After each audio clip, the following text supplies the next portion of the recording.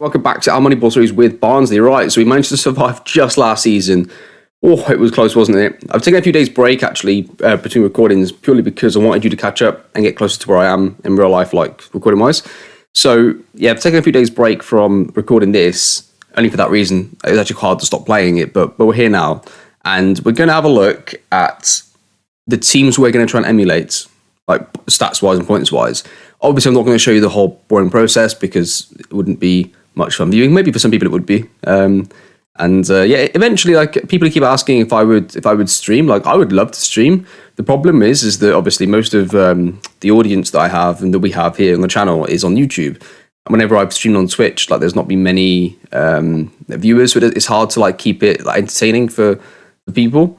But yeah, I would if enough people want to see it, I definitely would stream on Twitch. But for now, we'll stick to this. I think more likely I'll stream a completely new series is what I would do. Maybe another Moneyball series like with the team, but we'll see. But for now, anyway, we're here. So last time we went for this sort of area here to target what we should be aiming for. If that was a target, we ended up here. So last season, we went for these sort of areas and we ended up 17th, right? So we ended up finishing probably 3 places below-ish the bottom team we looked at because it was, the whole squad wasn't exactly bang on the stats because we couldn't find those exact players because we're Barnsley and we don't have the same amount of money as other clubs. So if we want to finish, like, I'd love to finish this year in this sort of 11th to 9th area as a minimum. If we're below that, I'd be a bit disappointed, if I'm honest, because I don't know. It's just the standards that I set for the saves. So yeah, that's sort of my Tigers. If that's the case, if we look at like 11th, and we say that if we then looked at like, I don't know, 9th to 11th, we might end up back here, right? So if we go and aim for like 5th, 6th and 7th, the worst case scenario should be, if it's the same logic, is 10th and 11th. So that's what I'm looking at is, for this season, we'll do 5th, 6th and 7th.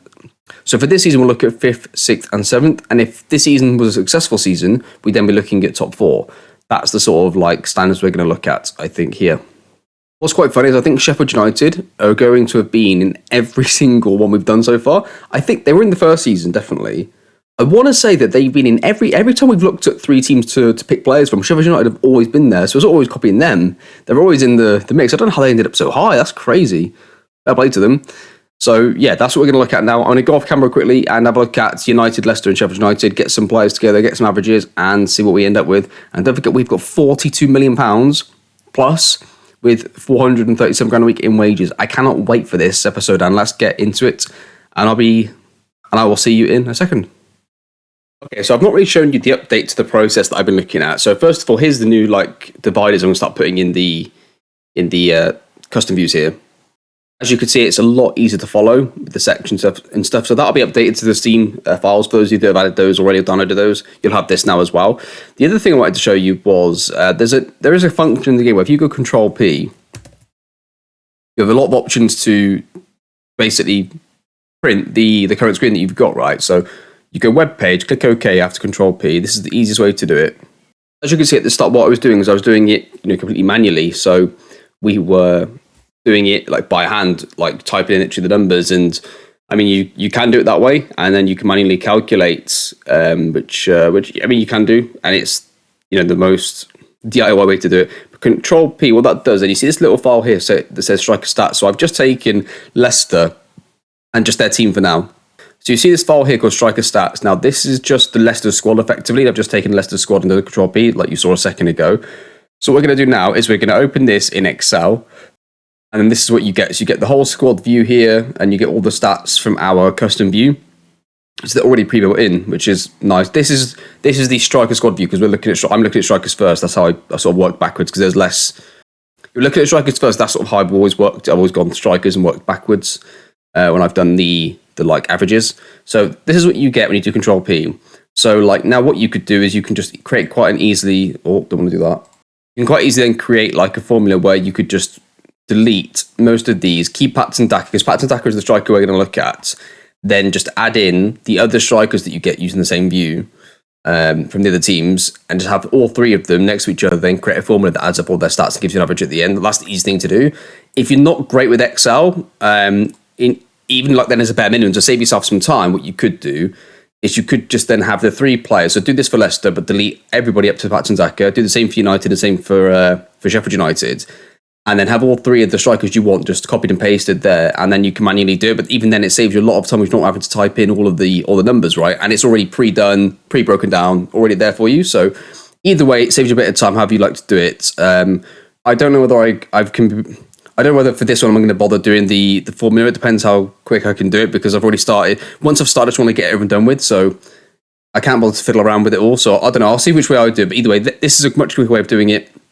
And yeah, if you use my custom filters, it'll be much easier for you if you're going to play along like me. But if you've got your own filters, same thing. It'll come out in whatever filter, whatever view you've got set up is what it'll show. So yeah, I use filter and view interchangeably, which FM Stag's going to hate, but sorry about that. Yeah, it's just a case of normally one involves the other at some stage, right? So at least I haven't messed up attribute and stat yet, which otherwise I'd have got hammered for. So yeah, that's what we're going to do now. So I'm going to carry on. Just thought I'd quickly show you the new process. For those of you that are interested in that kind of stuff, this is for you. So I'll see you in a second when this is all actually done. But then here we go then. Let's get on and get into this and spend the next few hours for me, but minutes for you, going through all these players. So, that is the hard part of the way, doing all of that. Now it's just the fun part of actually looking at the players. So this isn't correct. This is just preset from the previous season. So we need to look at strikers first. Well, we don't need to. I'm just choosing to. So we need... That is CDM. You can't see that. Right. So goals is apparently 21 we're looking at. Penalties I've got rid of. I mean, goals is harsh, but let's just keep it there for now. Goals per 90, we'll look at 0.6. That's still the same. Shots per 90 is 3.27, but nobody's coming up even on 2.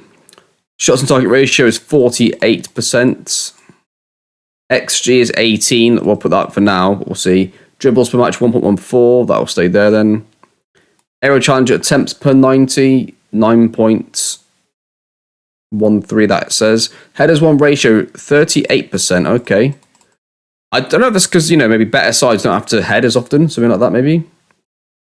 Offsides is at most, it says 25, actually, let's go to 30.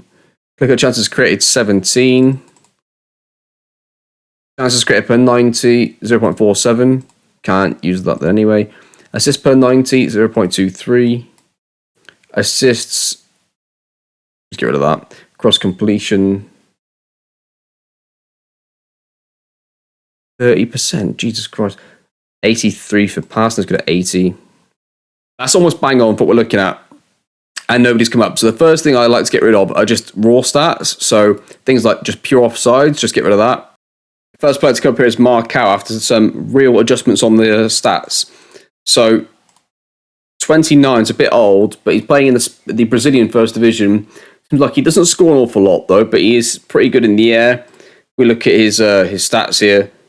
His goals per 90 is 0.66. We're looking for 0.60, so that's fine. Shots per 90 is there. Shot on target percentage is slightly above, actually. XG, he's nowhere near, but that's fine. I think this is a bit dependent on the team that you're playing and the league, so there is that. He goes up for a lot of headers per game. He wins a lot of headers, so I'm going to shortlist him as like one of the big men we could potentially bring in up front. I don't know what you think, but it's when players have good stats, but they play in a terrible division, like they are in the, I don't know, like French third division or something like that, when comparing it to playing in the Premier League. But I don't know how to factor in some of their stats sometimes.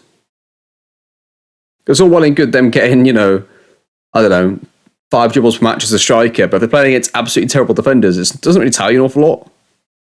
I'm tempted to take a chance on it if I can get a work permit. I'm tempted to take a chance on this guy if I can get a work permit. So when I was going through the stats and just taking them down bit by bit, because we couldn't find anybody that was fitting what we needed, he came up first and had everything. Now, he plays in a non-loaded Spanish league, so it's going to be loaded slightly different in his stats anyway, but I'm going to shortlist him and potentially look at him because he's just done so well in the league that he's actually in. Benito Raman. Now, I can't remember using him in FM or even looking at him, but he scored a lot of goals last year.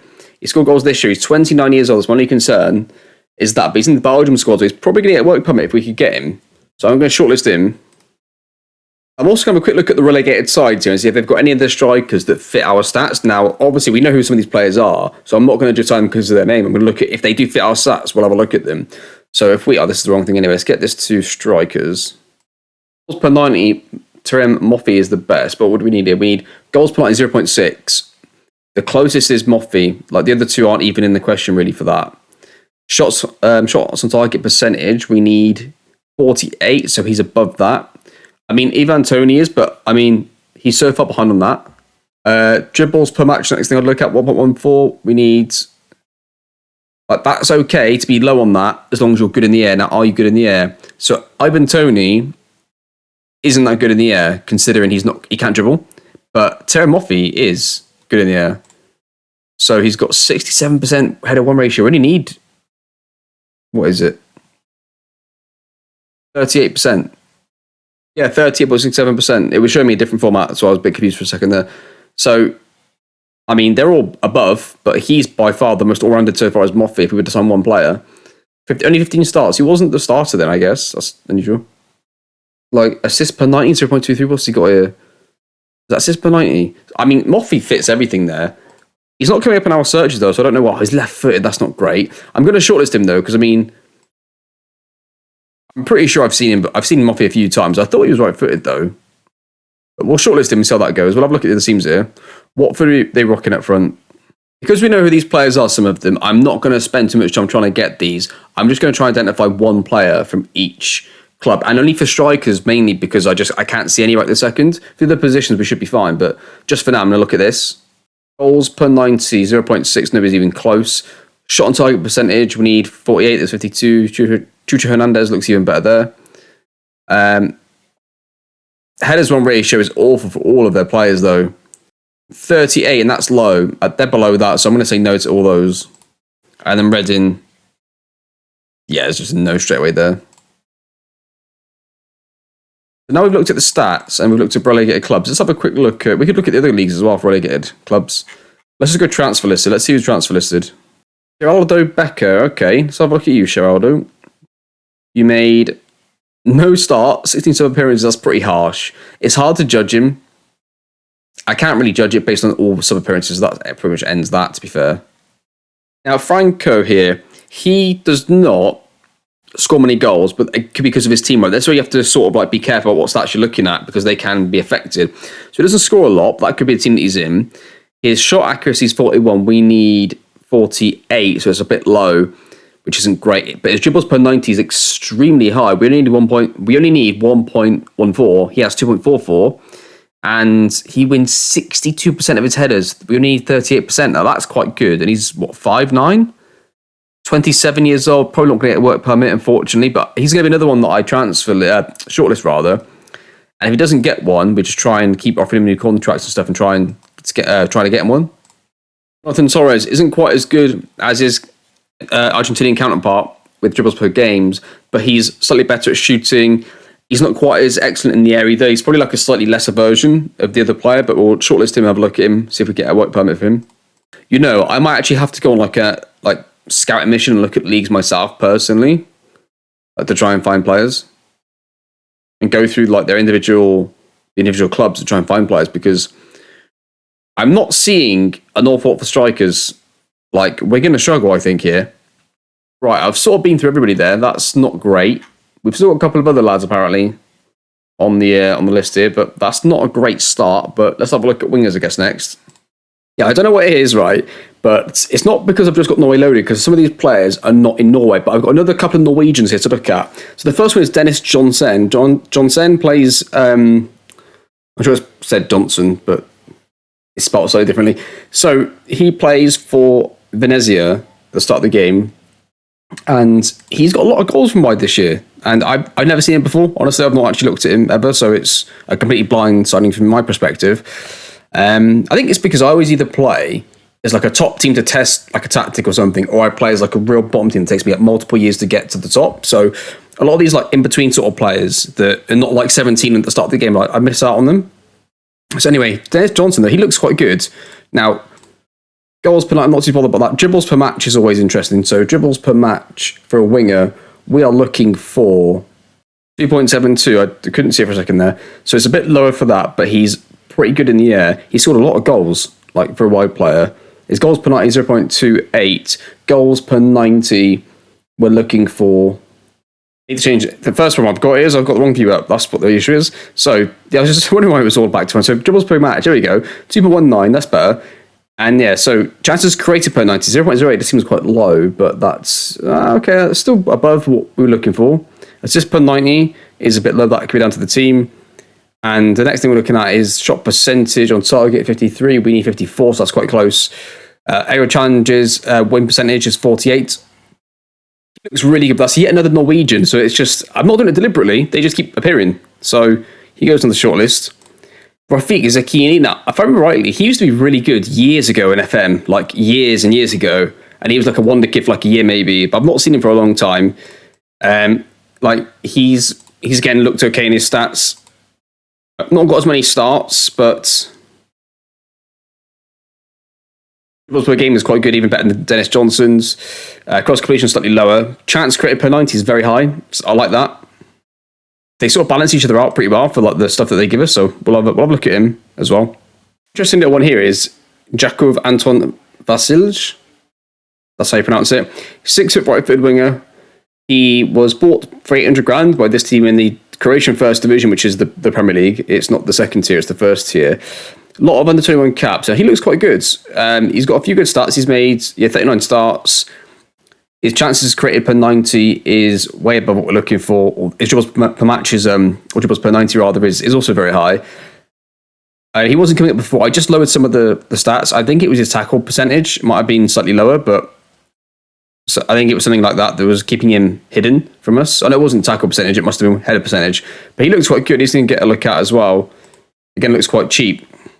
Okay, right. So we have been looking at transfers of players because I've been struggling to get central midfielders as well. So Danilo Barbosa. Now, he must be, I'm not sure whether he starts at Nice. I guess he does. But I've not really seen him before either. Now, he looks like he's doing pretty good in Brazil. He's had 12 start, 3 sub appearances in Brazil. His key passes per match isn't great, for being perfectly honest, but it could be the style of football role that he's used in the duty and stuff. So pass completion is extremely high. We're looking for 88. So like that's the sort of thing where that might outweigh that a little bit, but that's why he wasn't appearing, because he doesn't really travel with the ball. So it could be that he's more like of a pivot player for us looking at this. Tackle ratio, we're looking for 69. He's on 69. Main interceptions per 90, 1.1. So he's a bit ahead on that, and he's not too bad in the air. So he could be like he's pretty slightly above a pivot, but not quite a central fielder. So I'm going to shortlist him anyway. Santiago Rodriguez, he has made 9 starts, 5 sub appearances in, what division are you playing in, mate? You're playing in the Brazil First Division. So, okay, he's playing there. Key passes per 90 is 1.52. And dribbles per 90 is 1.37. So he's a bit lower on key passes, but he's really high on dribbles per 90, which is obviously something that I always talk about. I like to see in my box socks midfielders, the ability to travel with the ball. So that's good. Pass completion is slightly below 3% down, but that's okay. Assists per 90, I'm happy to ignore those kind of stats when it could be affected by the team a little bit. All of them can be affected by the team, but there are some that I'm happy to ignore more than others. Tackle 1 ratio is 69, so that's pretty close. Yes, he looks pretty good across the board, if I'm honest. I quite like Santiago Rodriguez. In fact, he's probably going to be my number 1 target. Who else wants him? Oh, nobody's just transfer listed. Sweet. Okay. Andre Anderson. That is a name that I've not seen in a lot. Andre Anderson. Now, that is a name that I've not heard in a long time, just as everyone says. Right. That is a FM20 legend right there. I've not seen him for a couple of years. He must have had a knock on his stats, I would have thought. I think he's still at Lazio at the start of the game, isn't he? Yeah, he is. So I don't really ever see him as a top player in the league in the save. I mean, I must have seen him before in FM22, looked at him, but I don't know how much he's plummeted on the latest update, and I also don't know how good he's going to be in the save because he obviously hasn't done very well. Just going to mention Augustin Muller. I've looked at here. He's probably going to be a pretty good CDM, so I'm going to shortlist him, but not for this role, for the next one. Probably the same for young Rowdry as well. Probably the same for this lad here as well, Rowdney. Miles Muro is interesting. I don't know what's happened to his stats, but he's got a high tackle ratio, good dribbles per 90, key passes per 90 is pretty good as well, but he's got no chances created per 90, so I don't know whether that's like a mess up in the stats or whether he just hasn't created a chance. But in his other stats, if we ignore that, he's really a tackle ratio, that's extremely high. So I'm actually quite interested looking at him. He's not worth very much, is he? It's interesting that. Argentinian Premier League, okay, we'll have a look at him. Okay, CDMs. Right, there are so many options that fit our stats, it's unreal. Like, there's actually quite a few. So if I set the bar too high on the stats to like get rid of some of the lower ones, you get the odd player that then does really well in their stats in their particular division, but overall definitely won't be a better player. So I don't know if I'm going to bother showing you all of these because there's just so many, but even the top like list here, all of these are going to get looked at, all 4 of them. I know Sandri decently well what he's going to be like, so he'll be probably the back end of my list. Like if I can't see anybody else that I like, I might go for him, but I just don't want to get him because I do know what he's like, and although that's not a huge problem, like in real life, if you're the manager, there's a couple of players you might know that you like from watching football and stuff, but yeah, I'm going to try and avoid saying if I can, but I just thought I'd let you know that probably going to just move on to wing backs now. Okay, we found a very rare number 1 target for a position. Now, Christian Mania, I think so I pronounce it here, 26-year-old Romanian, plays for Verona in the Serie A. Now, he is the only right back I've seen that seems to have, I've got the wrong thing up for a start here. So many views to keep up to date with. Jesus, here we go. Okay, we want that one. Dribbles per 90, we're looking for 1.7, he's got 1.33, which is a little low, but it's okay. Cross completion, we're only 22, he's got 27, which is quite a big difference for a wing back, and they do get a lot of our crosses, especially when we build up possession. The wingers sort of go in and occupy central areas, and wingers overlap them. The wing backs overlap them. Chances created per 90, 0.23, 0.32 is what we're looking for. Assists per 90, I don't really care about that. Headers 1%, we need 82, is 81, that's quite high though, still for a fullback. Tackle 1 ratio, we're looking for 80%, he's got 88% tackle 1 ratio. 4 key tackles, I haven't even got that down. I don't have key tackles down, sorry, no. But like that's still pretty big for a wing back, that's pretty good. That's really impressive. And pass completion, I don't have down as a essential thing, but that's quite high as well for a wing back. So I'm really happy with him in a lot of areas, so I'm actually going to shortlist him. Anybody there? Right, let's look at left backs then, same exact stuff. We don't forget, we have got Aaron Donham, who we have got a contract offer out on, who might get a work permit. If he does, we might not need a left back, or a backup one will be fine. So, Christensen, this is an interesting one. I'm not Norwegian this time, he's Danish. He's on loan at Copenhagen after being signed by Porto for a lot of money, and he's played 42 starts for his club. He's got 1.14 dribbles per 90, which isn't the most, but cross completion isn't too bad. But he seems like, across the board, he's got a lot of our stats. He's played a lot of games to get there. So I'm going to shortlist him. He was pretty much the only realistic option that we had in that entire list. So left back's fine anyways. Now let's have a look at but left back was fine anyway because of the left back that we had, the left winger. So let's have a look at centre backs now, which is going to be important. Centre backs, nobody really came up on our list that we were looking at, so we're going to go through the transfers of players just for now. Cisco Cialtra comes up as a Watford centre back. I think he's there at the start of the game. He's pretty average across the board. He's not great in the air, so like he looks like he's just short on a couple of them. So I'm going to shortlist him, but I'm not too. I don't think we found like the Moneyball signing with him, especially the amount of money he might cost us, although he is transfer listed. But Alexis Maldonado, now he looks okay. He plays in Argentina, and he's played there for Banfield for the majority of his whole career actually, and he's got. His headers 1% is bang on what it should be, which is 80, or it's 84 he should have. He's got 82. Tackle 1 ratio, we need 76. He's very high on that. So he's got a couple that he's really high on. So we're going to shortlist him. Unsure about work permit. That's the only concern with him. I think that is everybody that we can see early doors anyway, that we can potentially bring in. So I think what we'll do here then is I'll start playing through the months and we'll come back as we go, sort of thing like we did before. Normally there ends up being 1 or 2 players that I don't show that I end up signing, but the majority of players that I do end up signing, I normally do show to you, like in this part here. But if there is anybody that stands out, I'll let you know. I'll probably, off camera now, just look for players that on any list, like transfer list or in our stats, just look for players in positions and then look at the attributes, because normally, and then look at the stats, because normally what and then look at the stats, because normally what happens there is there's one like stat that they are just really low on, but they're good everywhere else. And if you can justify that stat being that low because the others are so good, or you can say, or you can see this because the team they were playing in, that sort of like, balances it back out. So I'll have a look through, and sometimes players just don't seem to appear that I cannot work out why. So I'll have a look through, and I think part of that is because as you go along, as the months go along, like we currently have it set to doubtful here. That's just the opinion, I think, of my assistant manager or somebody. So as the months go on and players are more unhappy at their clubs, the more players become available that we can actually sign, or at least he thinks we can sign. If I was to untick this, there'd be many more players that we can actually sign. But I'm just saving myself the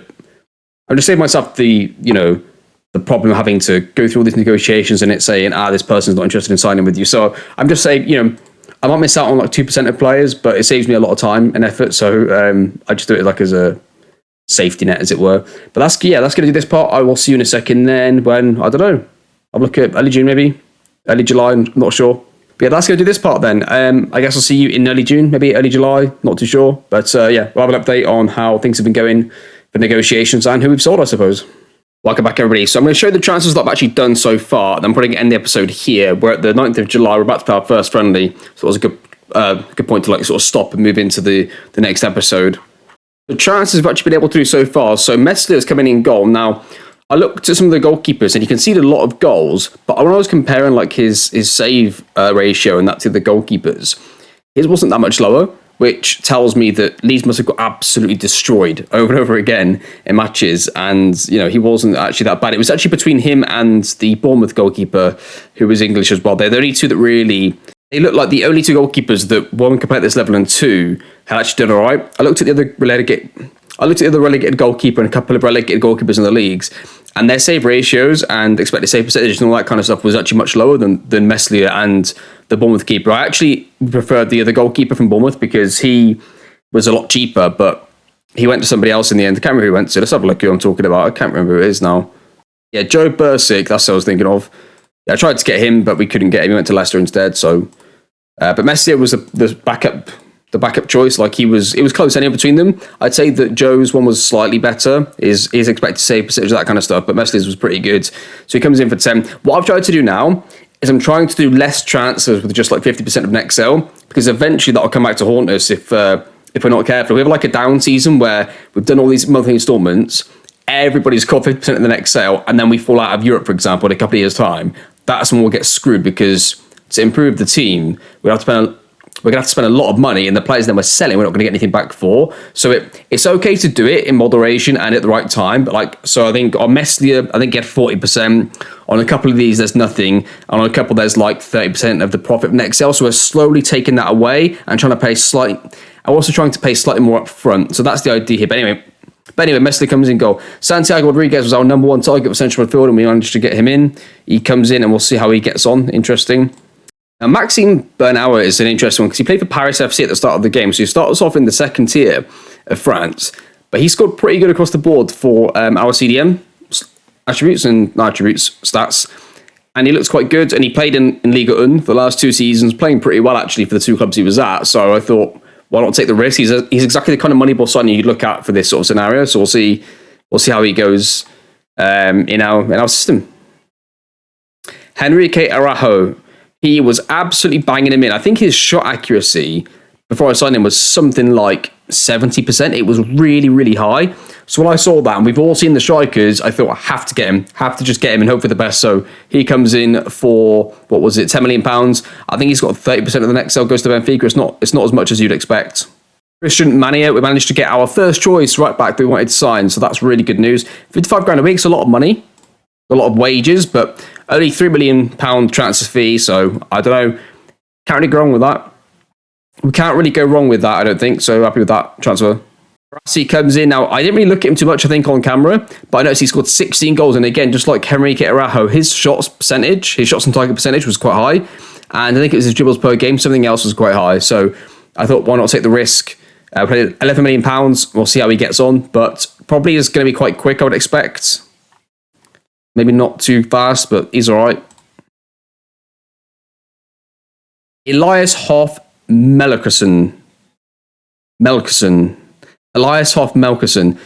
Now, I was actually going to not bother with him because we'd already signed other strikers. And as you can see, his valuation, just like our other striker, Rice, it's just gone absolutely through the roof. I have no idea what happened to these Norwegian players, but it's gone through the roof. Now, he didn't come from Norway, though. He came from Scotland. So I don't know whether they signed him on the game or if he starts there. If he starts there, then I don't know who this guy is, but he's brilliant. By the looks of it, I actually don't know. I'm just assuming by the fact that he had good stats that we were looking for, and his valuation's got that high. Like, surely he's got to be good, right? Plays multiple positions, so he could play on the wing for us. Is he quick? Fair amount of pace, probably not too fast, but okay. But yeah, that's an interesting one. And that's sort of where we're at the moment. Oh, no, I lie. We got our left back, Christensen. Yes, we managed to get him in. What a player he's going to be. £7.5 million. Probably going to be our starting left back for quite a while, you'd expect. And I'm going to change the complete wing back to normal wing back, because if they're consistently getting that bad match ratings, they're not going to improve. And I just don't think that it's worth it. So I'm going to play normal wing back. So he should improve as well and get quite good. So I'm looking forward to seeing how he turns out, because that could be a brilliant signing going forwards. I'd be surprised if he doesn't turn out to be like a £40 million left back in a few years' time.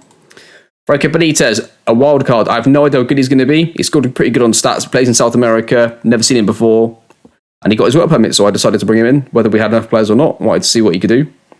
Alexis Maldonado, he's the only centre-back we managed to get. Now, he sort of scores in line with Ekpiteta and other players, so I'm going to assume he's not great. He's okay, but we'll see. Slow, so that's not good. So far, Josh Bowler went away for £2.5 million. Signed him on a free, that was good. Casper's gone for £2 million as well. Ben Diaz, we sold for £11.25 million. Now, we signed him for £3.5 million. Now, they did get, I think, 35% of the next sale, something like that, but that's still a decent profit. And it's like when it gets to the stage where Ben Diaz was our best striker last season, I would say, at least up there, but his productivity isn't worth £30 million to us, right? How much we sold him for? Was it 13? 11.25. So it gets to the point where, okay, you've got a good player, but is there value there? Have they outshone what their actual value is to the team? And if that's the case, that's what we have to say, okay, we're going to sell the player and we're going to move on. So that's what we've done here. Also, I knew we had quite a few strikers we could have got, so I knew I had to sell somebody. And I actually offered out him, and I offered out our other striker, Cruz, because either one of them did okay, but both of them were worth a lot of money. So if either of them would have got offers, I would have sold them. And Ben Diaz was the only person that did, so that's why he has gone. And yeah, Callum Robinson, £3.5 million, signed for 1.9, standard, nice little profit. News. So my workaround for Donham and for Rice, when I offered them a new contract and they accepted it and it went through to the work permit stage, it basically said, you can't really offer this player a new contract because you've just applied for a work permit. So you can either give them the new contract, but without the work permit, so you're pretty much back to square one, or you can just leave it as it is. And considering he's got 4 years left and I offered him loads more money, I decided to just reject that. So what I'll do then is when he's able to get his next work permit application, we won't apply for it, we'll then offer him a new contract, but then it will go through and get applied as a work permit along with it. And that way, when it's applied, but then we have loads more wages on it, hopefully that pushes him through the threshold to get one. He should get one now. Like some of the other players have been getting them a lot less. How long has he got to wait? 67 days, so it's another 2 months and a bit. Registering for the Premier League, what I'm tempted to do is to keep him, offer him a contract the day that he's able to get one, and hope that he gets one like mid-September, because he could be brilliant. But if he doesn't, we have to then hope that he can get a loan somewhere else. I don't want him to be wasted for 7 months, do you know what I mean? 6-7 months, so... And that is it. You are bang up to date with where things are at currently before we played the friendlies. There's still lots more stuff to go on.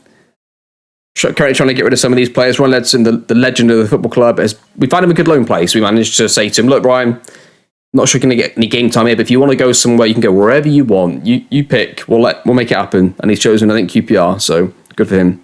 In terms of players in what you might miss off camera, I think right back is good for a starter. Is there a backup one? Not really. So... maybe central midfield and maybe winger. So those are 4, maybe. But striker, we've got a lot. Unless I see a striker that's world class, that I think is going to be really good for us, and I can kick somebody else out to the wing, we probably won't bother with that either. So the squad's pretty much done, and we've got a lot of money left to spend, which tells me we probably haven't bought enough. But that's going to do the episode. Thank you very much for watching. I hope you enjoyed the series. This has been the best series I think I've done so far. I absolutely love it, and I know you are as well at the moment watching. It's just like the subscribers and the likes have just been going through the roof, and I just can't thank you all enough for watching. It means so much to me that this is going well and doing well. And that's going to do it. Thank you very much for watching, and I'll see you next time.